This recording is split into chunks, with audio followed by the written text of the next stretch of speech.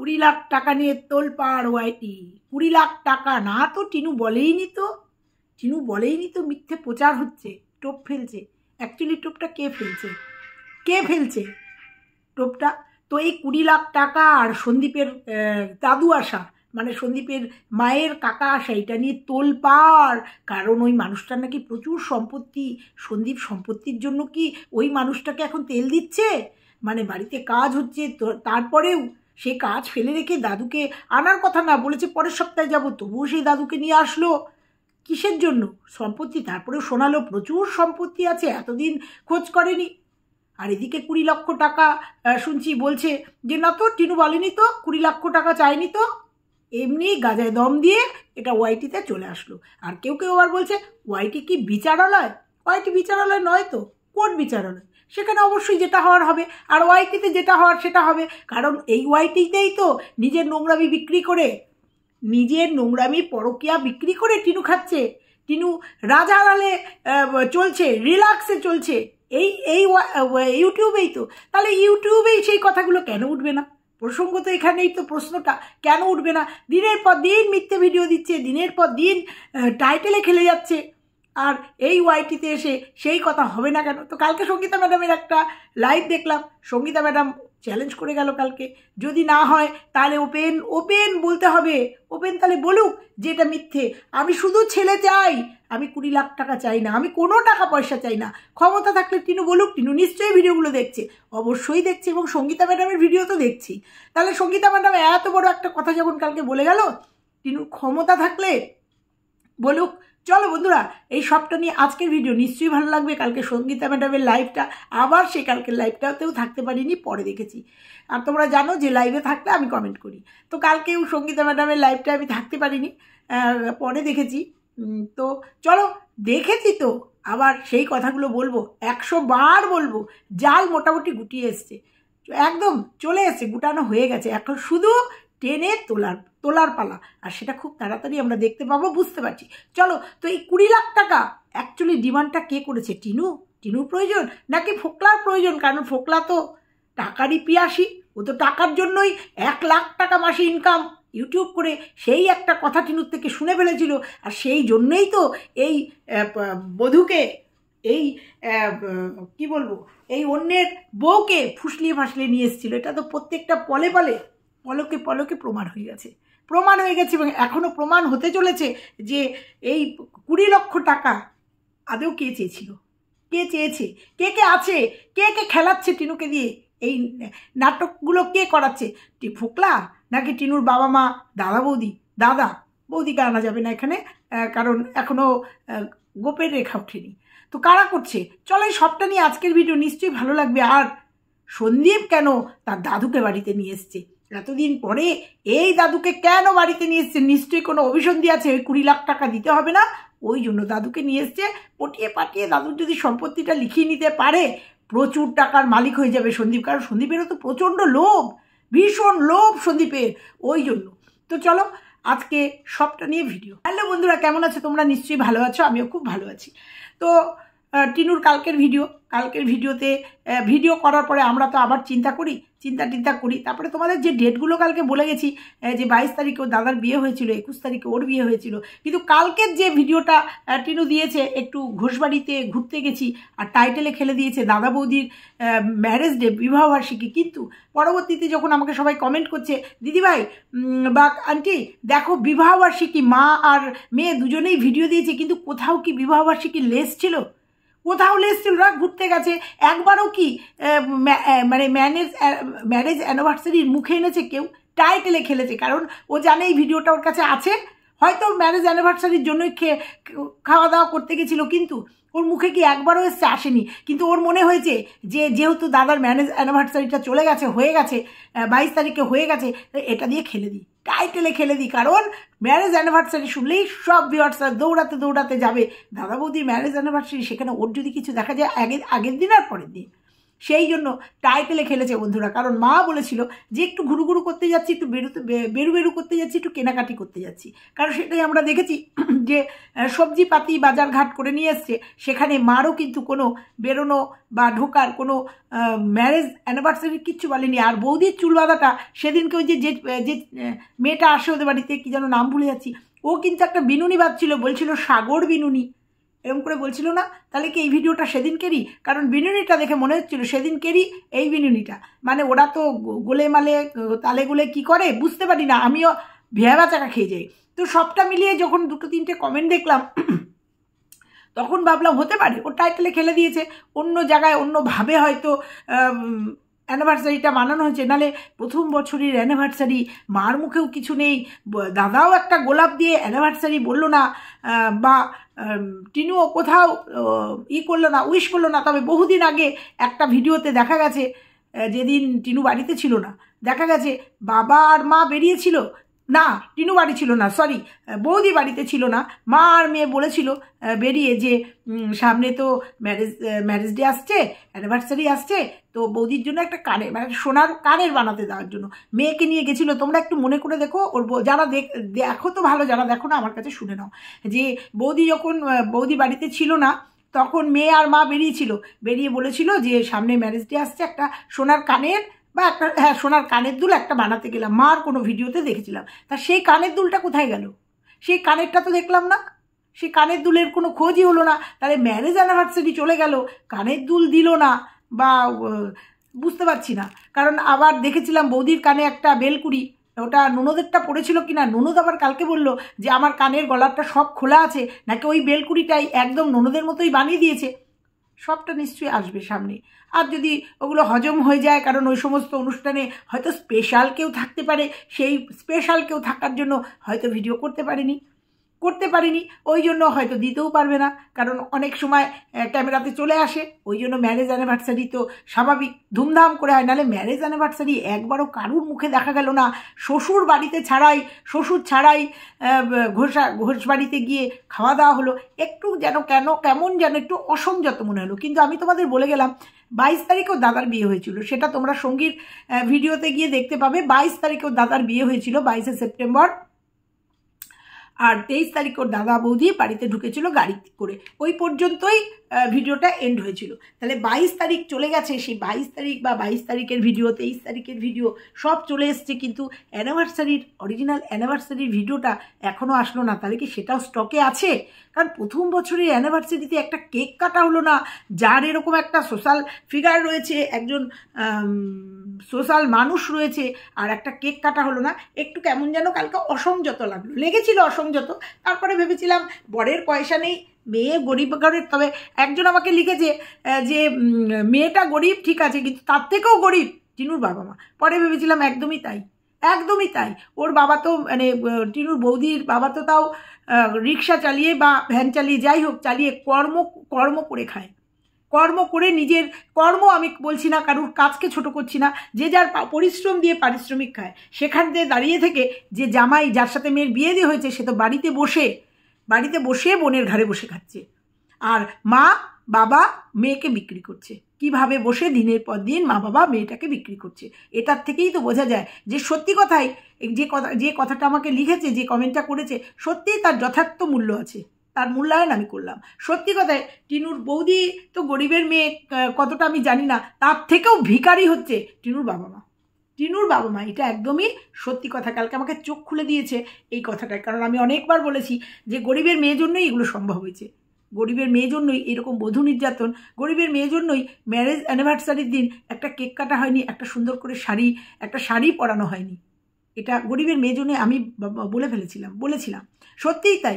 গরিব পয়সায় হয়, গরিব মনেও হয়। সত্যি কথাই গরিব অ্যাকচুয়ালি ভিখারি হচ্ছে মানে টিনুর বাবা মা, যাদের নাকি মেয়েকে বিক্রি করতে হচ্ছে, একদম মেয়েকে বিক্রি করে যাদের মানে আজকে চলতে হচ্ছে, আজকে বলতে বাধ্য হচ্ছি, যাদের স্মার্ট পয়েন্ট থেকে বাজার করতে হচ্ছে মেয়েকে বিক্রি করে বাবার হাতে ফোন উঠেছে, বাবা ভিডিও করতে পারছে। একদমই তাই। ভিখারি ফ্যামিলি যদি হয়ে থাকে, তাহলে এই যে টিনুর বাবা মা, যাদের আজকে এই বয়সে এসে নাতির কথা একবারও মুখে আসে না, যাদের এই বয়সে এসে আজকে মেয়ের পরকীয়াকে সাপোর্ট করে মেয়েকে বিক্রি করতে হচ্ছে। তো এই তো গেল কালকের ভিডিওর একটা কথা, কারণ কালকে ও টাইটেলে পুরো খেলে দিয়েছে, টিনু কালকে টাইটেলে পুরো খেলে দিয়েছে। এবার বলি সঙ্গীতা ম্যাডামের কথা।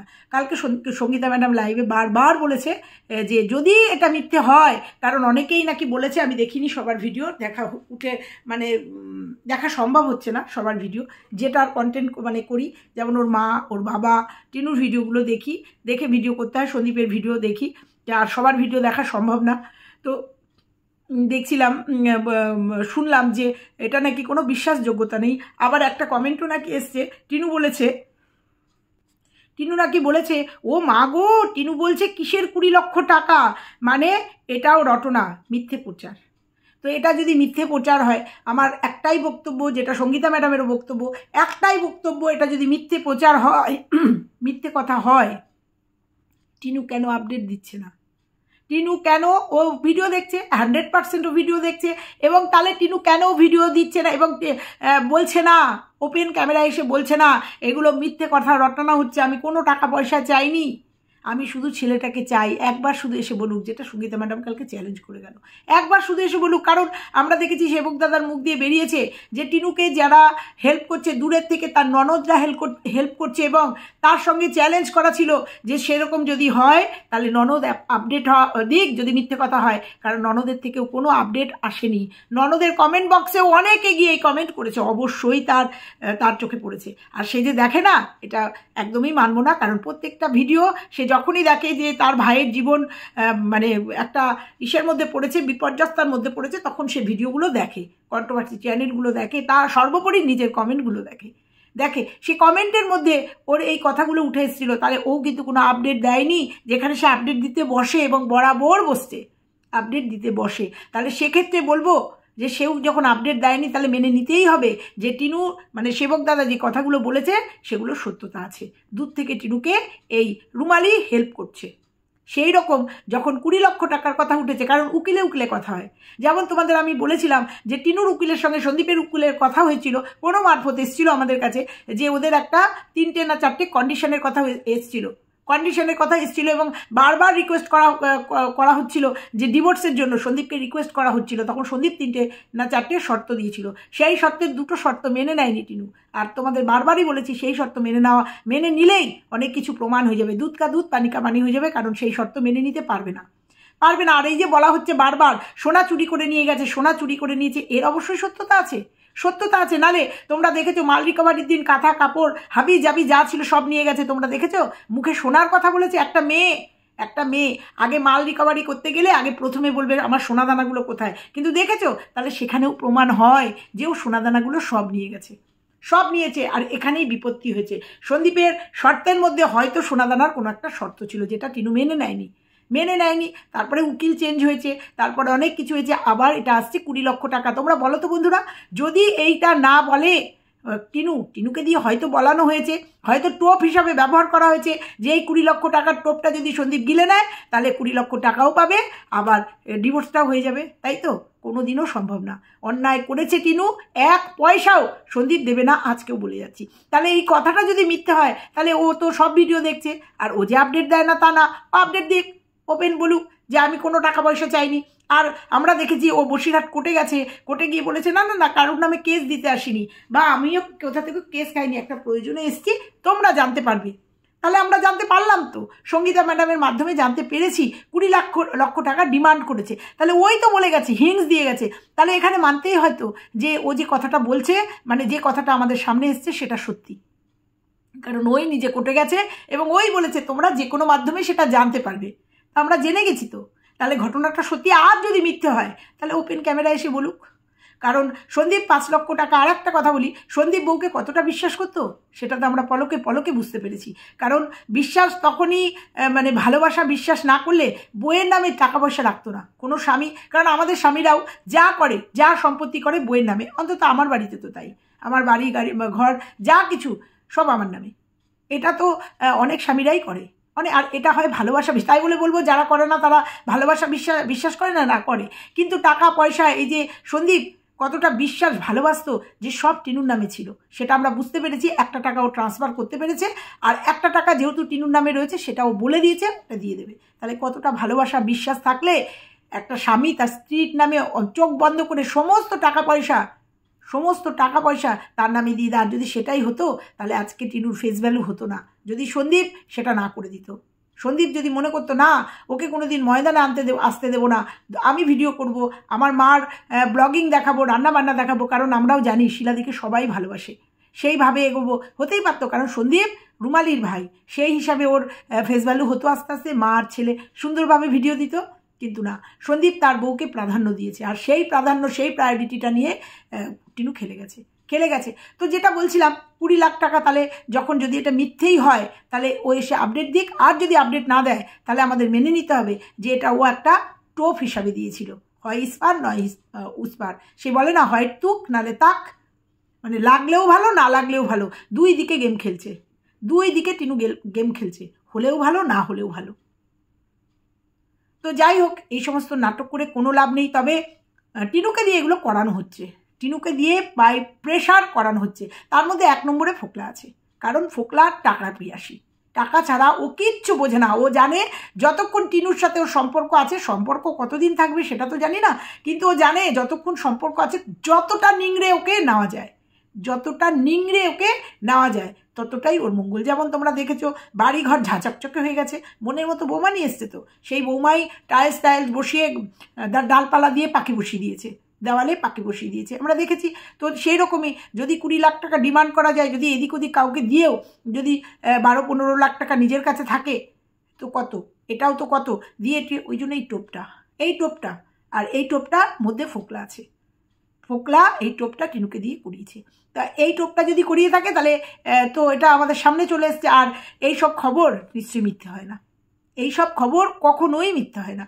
উকিল টু উকিল বা যারা পাশাপাশি আছে তাদের মাধ্যমে আমাদের সামনে আসে। আর অনেকে বলছে, যেটা বলছিলাম, যে এটা কোর্ট নয়, অবশ্যই নয়, কিন্তু এখানে যতটুকু আলোচনা করা যায় ততটুকু আলোচনাই আমরা করি। এখানে যতটুকু বলা যায় ততটুকুই সন্দীপের লিগাল অ্যাডভাইজার ততটুকুই বলে, আর সেটুকু নিয়েই আমরা সমালোচনা করি। যেখানে টিনু তার নোংরামি, তার পরকীয়া বিক্রি করে লাখ লাখ টাকা ইনকাম করছে, মিথ্যে চারিতা করছে দিনের পর দিন। আজকে 1 বছরে আজ পর্যন্ত কোনো সত্যের ধার দিয়ে যায়নি, ছেলে চাই, ছেলের জন্য গেঞ্জি কিনেছে, ছেলের জন্য আংটি কিনেছে, ছেলের জন্য ফ্ল্যাট নিয়েছে, অথচ ছেলের জন্য কাস্টাডি কেসই ফাইল করেনি। সেটা পলকে পলকে আমাদের সামনে চলে এসছে, অথচ দিনের শেষে বলছে আমি ছেলে চাই, ছেলে ছাড়া আমি থাকতে পারছি না। একটা কথাই বলবো, যদিও ছেলেই চাইতো তাহলে প্রথম দিন কাগজপত্র সোনাদানা না নিয়ে আগে ছেলেকে বুকে জড়িয়ে ধরতো, তারপরেও যখন মাল রিকভারির জন্য গেছে তখনও ছেলেকে বুকে আগলে নিয়ে যেত। যারা বুঝতে না, তারা চোখ বন্ধ করে নোংরাকে সাপোর্ট করছে, তারা নিজেরাও জানে যে টিনু এগুলো ভুল করেছে, বা টিনু ছেলে চায় না, এটা জাস্ট একটা কন্টেন্টের জন্য ছেলেকে অস্ত্র হিসাবে ব্যবহার করছে, আর কিচ্ছু না। ক্ষমতা যদি থাকে আর ছেলেকে যদি সত্যিই চায়, তাহলে সঙ্গীতা ম্যাডাম যেটা বললো সেটা অন ক্যামেরায় বলুক, যে আমি 20 লাখ টাকা চাই না, আমি কিচ্ছু চাই না, আমি শুধু ছেলে চাই। দেখাক উপযুক্ত মা, সঙ্গীতা ম্যাডাম যেটা বললেন, উপযুক্ত মায়ের সন্তান স্নেহ, মানে সন্তানের প্রতি ভালোবাসা আছে, সন্তানের জন্য মরিয়া হয়ে উঠেছে, সন্তানের জন্য যা করছে সব সন্তানের জন্য। আমি সন্দীপকেও চাই না, আমি ডিভোর্সও চাই না, আমি ওকেও চাই না, প্রমাণ করে দেখাক, একবার অন্তত আপডেট দিক যে আমি কিচ্ছু চাই না, আমি শুধু সন্তান চাই, আমি কোনো টাকা পয়সা কিচ্ছু চাই না। একবার শুধু আপডেট দিক, দেখি ওর কতটা ক্ষমতা, দেখি ওর মাতৃত্ব, তাহলেই সবটা প্রমাণ হয়ে যাবে যে যেগুলো আসছে সেগুলো মিথ্যে প্রমাণ করে দিক। আর যদি ও না দেয়, না বলে, তাহলে আমরা ধরে নেব 20 লাখ টাকা ও সন্দীপের কাছে ডিমান্ড করেছে। আর অত সস্তা নয়, ঠিক আছে? তো চলো এরপরে বলি সন্দীপের দাদু। আমি শুধু একটা থাম্বনেল দেখেছি, 20 লক্ষ, কি জানো থাম্বনেলটা, 1 মিনিট। হ্যাঁ, হঠাৎ কাকুর আগমন, গভীর মতলবের গল্প। জানি না ভেতরে কি আছে, আমি থাম্বনেলটা দেখে, কারণ ও কি বলতে পারে বোঝা যায় এই দাদুকে নিয়ে এসছে, দাদুর প্রচুর সম্পত্তি, হঠাৎ কেন নিয়ে এসছে, পেছনে মতলব আছে। যেখানে দেখলাম যে দাদু এসে নিজেই রান্না বান্না, কারণ এই দাদু খুব কর্মঠ মানুষ, নিজে রান্নাবান্না, এত পায়ে একটা প্রবলেম রয়েছে, মানে ব্যান্ডেজ রয়েছে, সেই অবস্থাতেও সন্দীপ আর সন্দীপের বাবা গেছে, সেখানেও বাবা আর ছেলেকে কত সুন্দর করে রান্না করে খাইয়েছে। তারপরেও সন্দীপদের বাড়িতে এসে ভাইজি আর কাকা কত সুন্দরভাবে বন্ডিং, ভাইজি সমস্ত রেডি করে দিচ্ছে, কাকা রান্না করছে, কারণ সে বসে খেতে পারে না। আর সবথেকে বড় কথা হচ্ছে তারও এখানে ভালো লাগছে, আনন্দ করে সুন্দর করে রান্না করছে, সবাই মিলে একসাথে খাচ্ছে। এটার মধ্যেও মতলব খুঁজে পেয়েছে।